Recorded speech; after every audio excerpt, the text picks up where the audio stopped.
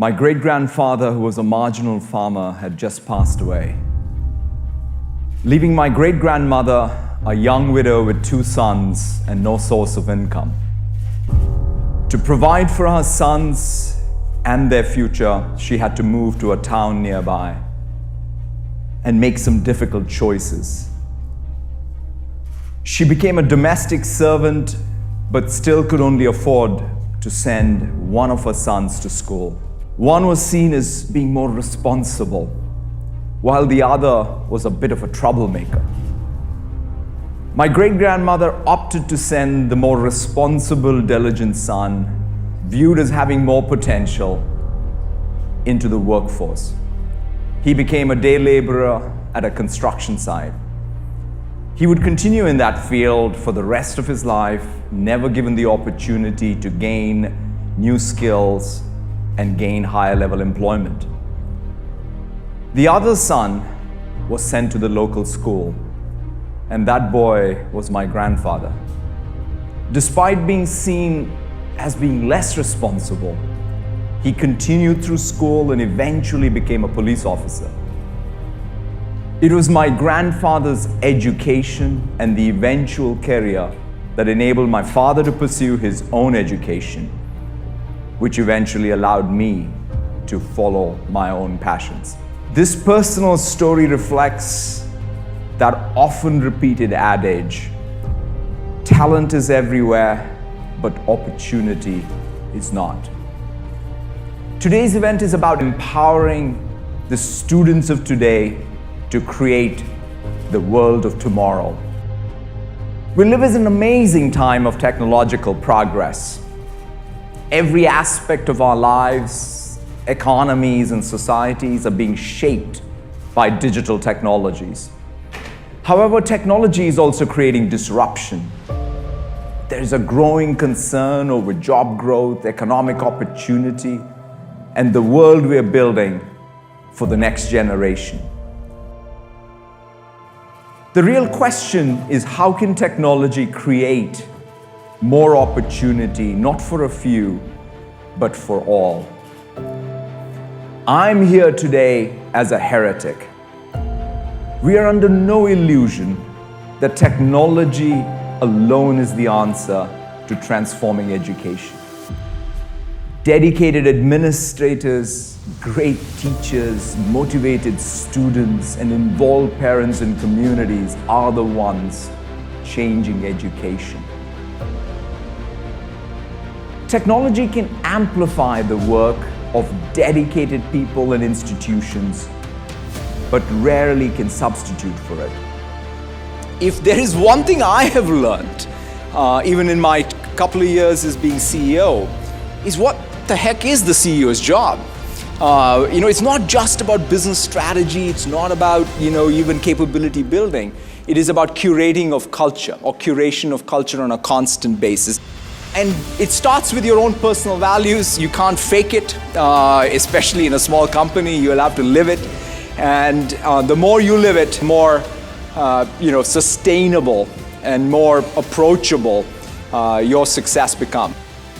But most of all, I am here to be mostly inspired by your dreams, your ambitions, and what I think you're going to do going forward in terms of changing the world because of what you do here. Each one of you have very global aspirations and ambitions, and it's fantastic to see that.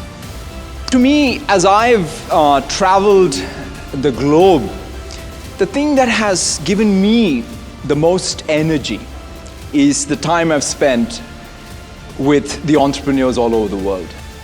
You are the risk takers. You are the ones who have no safety net. And that's what makes you who you are and what's going to make you successful. But there are 3 points I at least thought would be useful as you think about it. Clearly, there was a concept that you fell in love with that got you to create this startup. Now, the reality is that concept itself will morph. As you learn more about your customers, as you learn more about your competition, as you learn more about your environment, that concept itself will evolve. But the thing that from day one that you will have to keep in mind is the capability that you need to build to chase after that concept, have that persistence.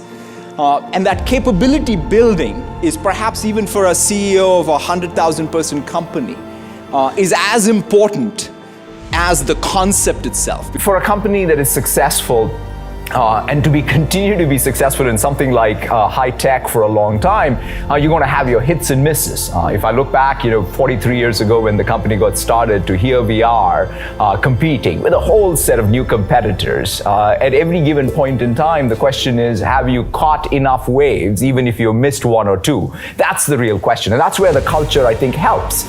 And, of course, all of us have to ensure trust in technology. It's not just about the technology you build, but it's the trust around the technology you build. That's the real currency. Whether it's around privacy, whether it's around ethics around AI or cybersecurity.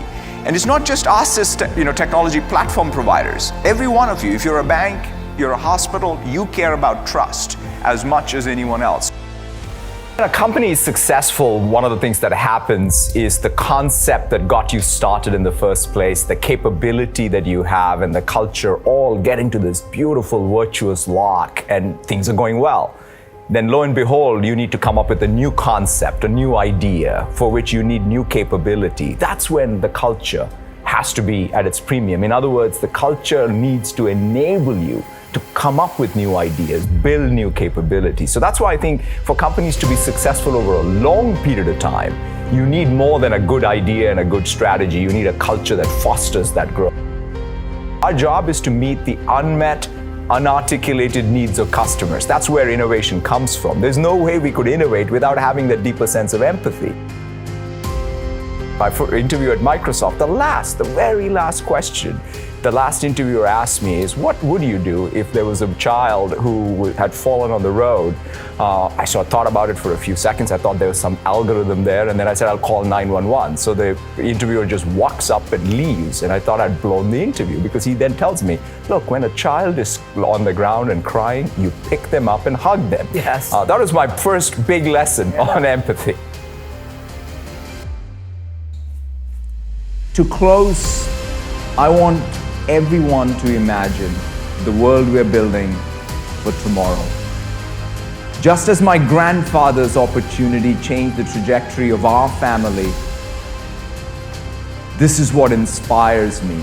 How can we collectively come together to democratize the educational opportunity for every student, both for this generation and the generations to come? Thank you all very, very much.